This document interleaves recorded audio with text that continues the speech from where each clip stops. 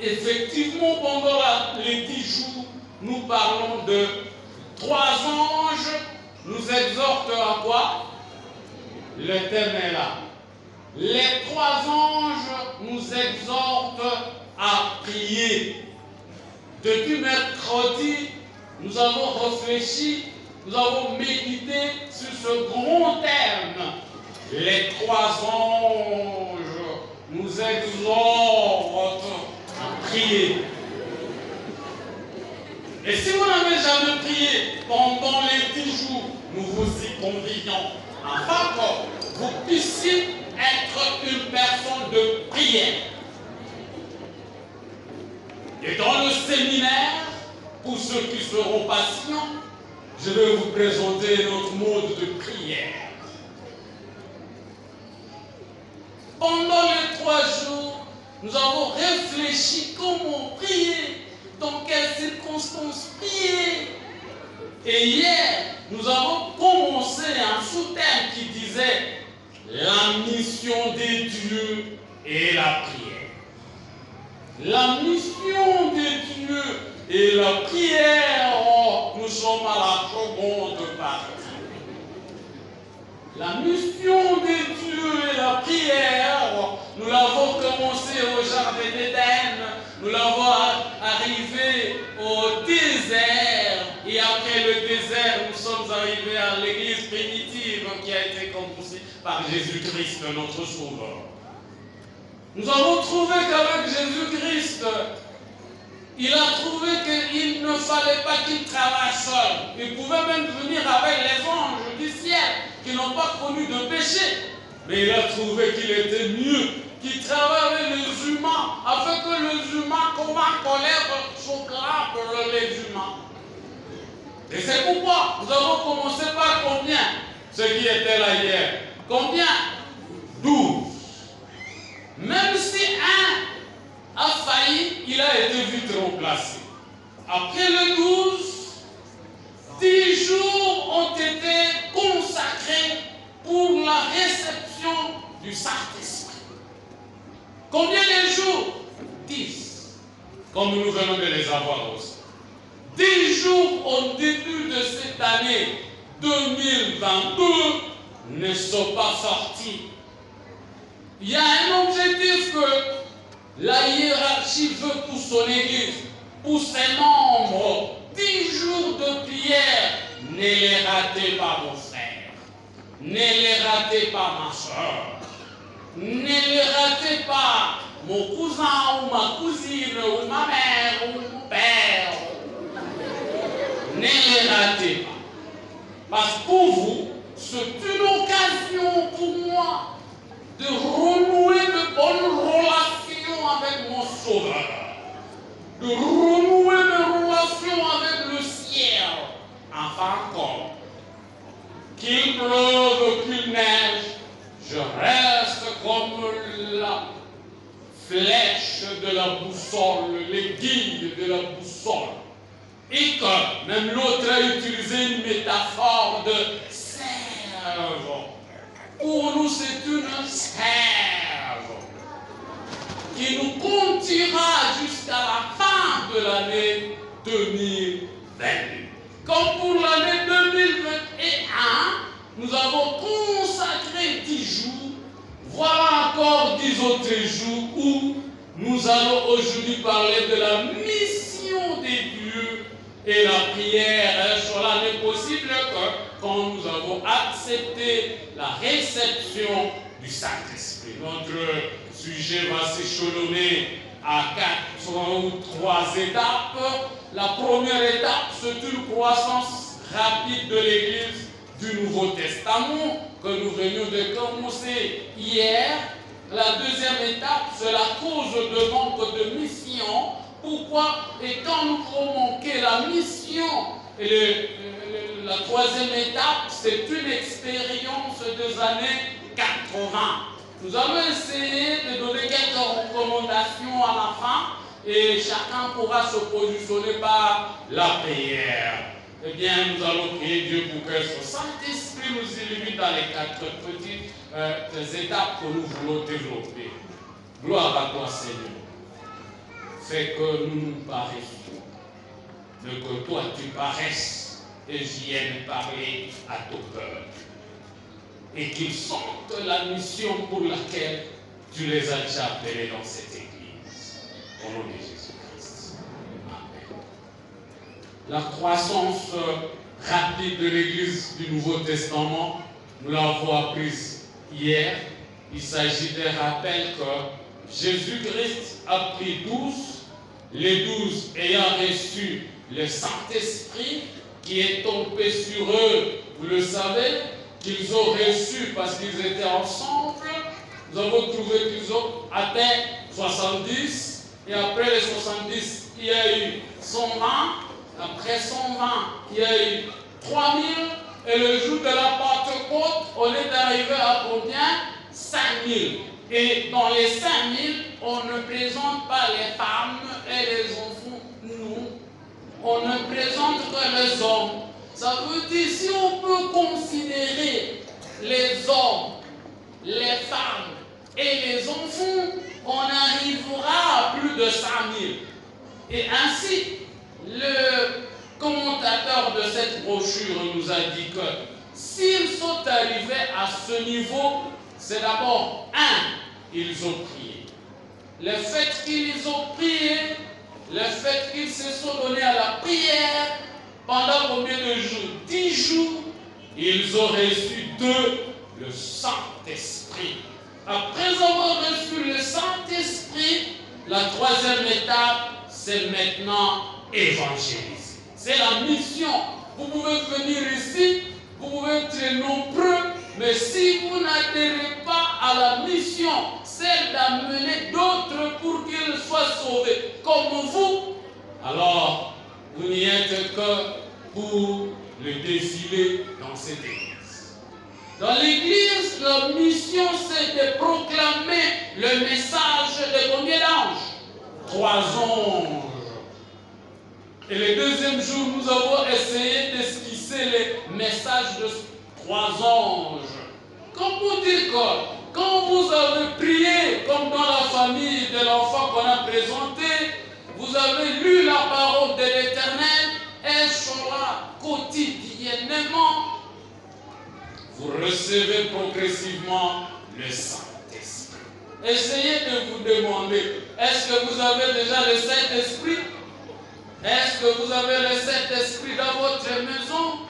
Est-ce que vous avez le Saint-Esprit dans votre vie privée pour que ce Saint-Esprit vous pousse, vous motive à proclamer le message de 3 anges? Quelles sont les causes alors? Si vous n'y êtes pas arrivé, quelles peuvent être les causes alors que vous êtes déjà à l'église? Première cause, nous avons trouvé que même à l'époque de Jésus, dans l'église, il y avait plusieurs catégories de gens, plusieurs groupes. Nous avons seulement parlé des Sadducéens. Quand votre Sadducéen qui croyait à l'immortalité de l'âme. Les Sadducéens, pour eux, quand quelqu'un mourait, il ne mourait pas. Il lisait le psaume de qui? Le souffle, l'œuvre de qui disait que les morts ne sont pas morts. Les morts sont dans le sein des arbres. Les morts sont dans le sein de mer. Pour eux, c'était cette foi. Est-ce que nous n'en avons pas dans l'église ceux qui ont cette foi? Nous avons montré que par nos paroles, nous pouvons immortaliser l'âme. Oh, cher Kavira, tu nous quittes encore que nous avions besoin de toi. Ce sont des mots, des circonstances quand quelqu'un est mort. Est-ce que ce Kavira suit encore nos voix? Est-ce que ce Kavira voit encore celui qui parle? Mais nous avons l'habitude de dire des mots comme cela. Voilà de faux enseignements que les Sadducéens ont introduits.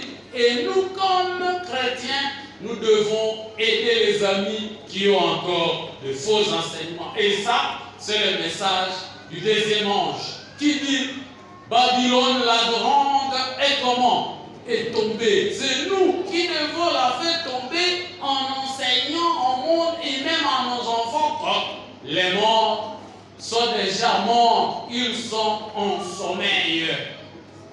Même à l'époque de Jésus, il y avait ce qu'on appelait les zélotes. Les zélotes, parmi lesquels Pierre, qui pour se promener, il ne manque pas quoi? L'épée. Et pour lui, quand vous voulez les déranger, il vous coupe facilement avec son épée. Parmi nous, il n'y en a pas de zélotes ici qui, quand il s'agit de chanter, ça va, vous pouvez chanter bien avec lui. Mais dès que vous avez un problème avec lui, il vous boxe facilement. C'est un zélote. Il faut les comprendre. Il est dans cette catégorie des gens. Mais avec le Saint-Esprit, il faut qu'il soit transformé. Amen. Et il y avait aussi les Esséniens. Les Esséniens, eux, qui veulent toujours être à part, qui veulent se cacher pour méditer. Parmi eux, on a parlé de Jean-Baptiste qui était dans le désert et qui voulait toujours être en communion avec qui? Avec Dieu.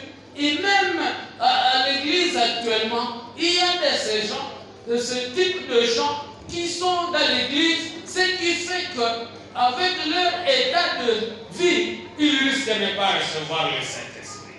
Il y en a maintenant les pharisiens. Nous ne pouvons pas quitter sans parler des pharisiens qui se prenaient pour des possesseurs de la loi, des connaisseurs de la Bible. Est-ce qu'ils n'existent pas parmi les gens? Ils existent même aujourd'hui à l'église. Qui que vous voulez donner un verset dit, mais ce verset n'est pas comme ça là. À notre époque, c'est ce verset qui disait ceci. Et ça, c'est arrivé même à l'époque de Jésus. Pourquoi? Parce que eux voulaient qu'ils défendent l'église par leur propre, je dirais, philosophie. Et ce sont eux d'ailleurs qui ont mis des corollaires au commandement qui parle du sabbat, qui ont dit non, non, pour que cette fois-là, nous ne soyons plus débordés, il faut qu'on mette d'autres traditions relatives au sabbat. Attention, si vous portez un mouchoir le jour de sabbat, c'est un péché. Ce sont les pharisiens. Les autres qui ont ajouté même dire que le jour du sabbat, il faut jeter une pierre. Et si vous avez jeté la pierre, ne dépassez pas là où la pierre s'est arrêtée. Ce sont eux toujours. Est-ce que ces gens n'existent pas à l'église? Ceux qui veulent tout contrôler, ce sont des légalistes. Voilà ce qui peut faire à ce que nous ne réussissions pas la mission. Ce sont tous ces éléments qui sont à l'église. Un deuxième point qu'on a pu repérer ici, c'est pourquoi vous êtes baptisés. Pourquoi vous venez à l'église. Cela peut faire à ce que vous ne puissiez pas prier, vous ne puissiez pas réussir à évangéliser. Pourquoi? Parce qu'il y en a qui ont été ici à l'église parce qu'ils ont trouvé un fiancé ou une fiancée. Ils n'existent pas. Ils existent. Et lui, ou même quand je prêche, il ne me regarde pas. Il regarde son fiancé ou sa fiancée. Il y en a même qui, en arrivant à l'église, il se place à la porte et commence à regarder. S'il ne voit pas le sien, il rentre. Donc tout ça, ce sont des facteurs qui font que nous ne puissions pas réussir la mission. Nous avons mis un autre, le fait que quelqu'un peut être baptisé en croyant que quand il sera baptisé, alors il aura un poste. Un poste à l'église.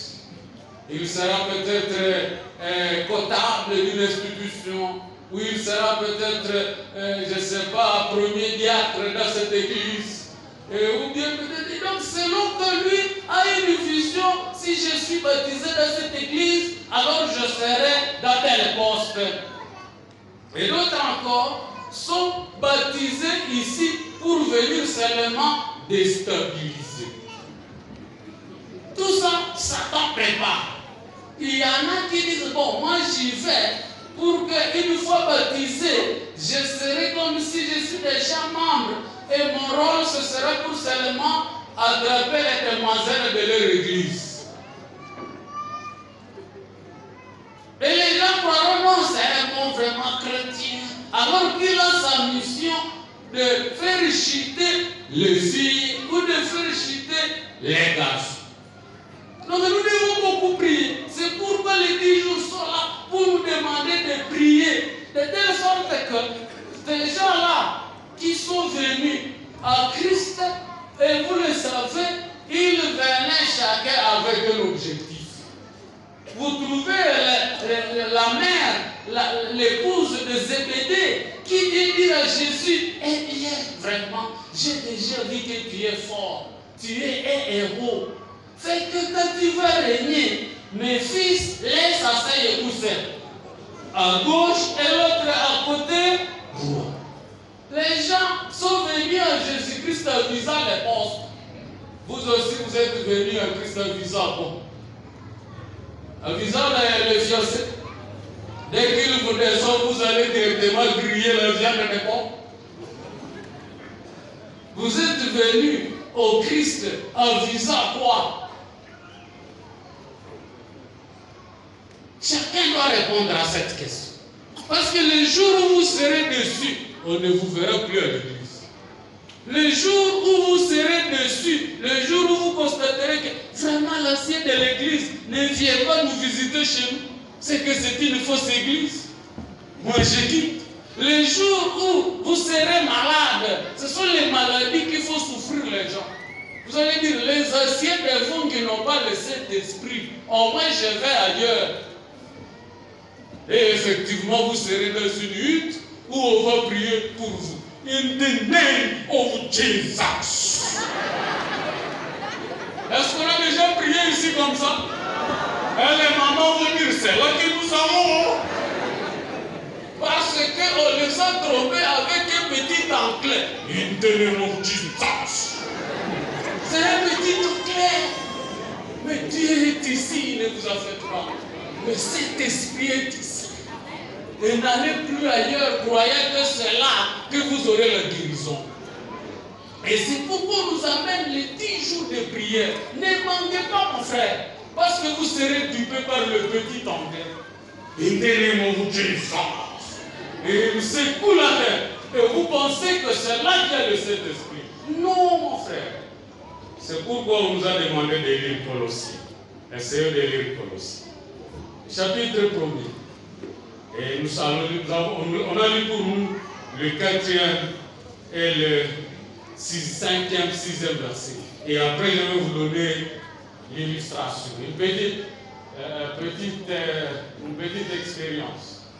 Il a été informé de votre foi, je jurerai de vos charité pour tous les saints. À cause de l'espérance qui vous est réservée dans le ciel. Et que la parole de la vérité, la parole de l'évangile vous a précédemment fait connaître. Il est au milieu de vous et dans le monde entier. Il porte des fruits et il va grandissant, comme c'est aussi le cas parmi vous. Depuis le jour où je vous avais attendu et connu la grâce de Dieu conformément à la vérité. Comme vous dire que celui-ci c'est Paul, qui s'adresse aux Colossiens, qui s'adresse aux membres de l'église Vungi.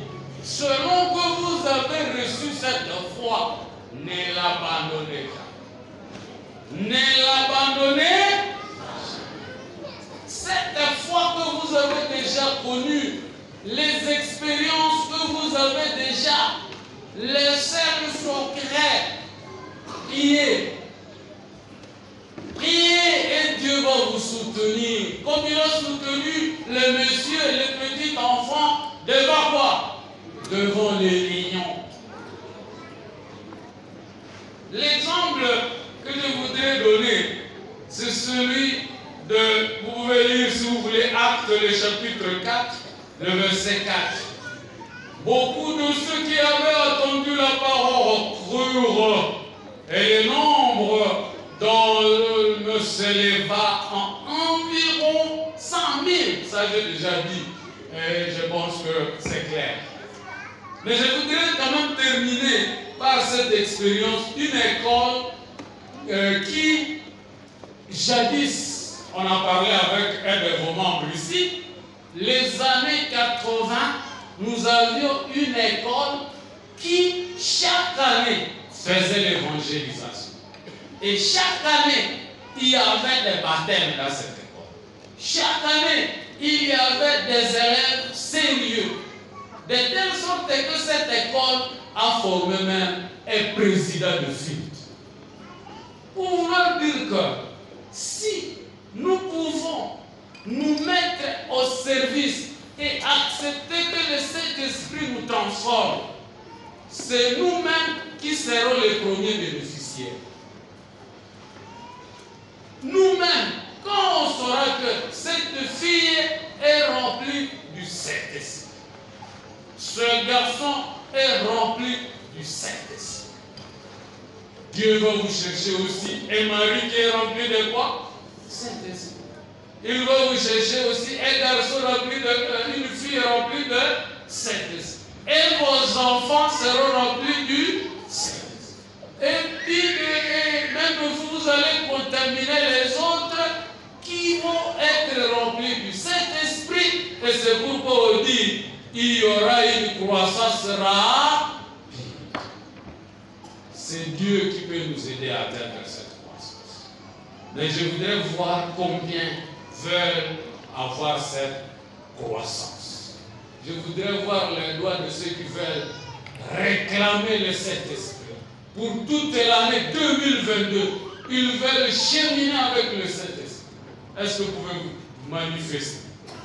Moi-même, je voudrais que le Saint-Esprit m'illumine. Je voudrais que je sois bénéficiaire de ce Saint-Esprit. Pour que ce Saint-Esprit me transforme. Combien, maintenant que nous avons levé les mains, vous pouvez ramener vos mains à la place initiale. Combien veulent dire, je voudrais que vous puissiez prier pour moi, pour qu'un jour je sois baptisé, baptisé du Saint-Esprit, mais aussi baptisé par immersion. Combien? Combien? Je voudrais être baptisé. Je voudrais être baptisé du Saint-Esprit. Mais aussi, je voudrais être baptisé par immersion et que je sois baptisé comme Jésus-Christ pour que je puisse témoigner, pour que je puisse continuer la mission. Est-ce qu'il y a un qui est prêt pour ça? Vous n'allez pas être baptisé aujourd'hui, même un autre jour. Mais l'essentiel, c'est qu'on prie pour vous, pour que vous preniez cette décision. Y a-t-il un? Merci beaucoup, mon frère. Levez-vous, venez ici. Merci beaucoup, mon frère. Que Dieu vous bénisse. Voilà un frère qui voudrait être baptisé du Saint-Esprit, mais aussi par immersion. Que Dieu vous soutienne. Bienvenue, mon frère. Bienvenue, bienvenue. Soyez bénis de l'Éternel. Amen.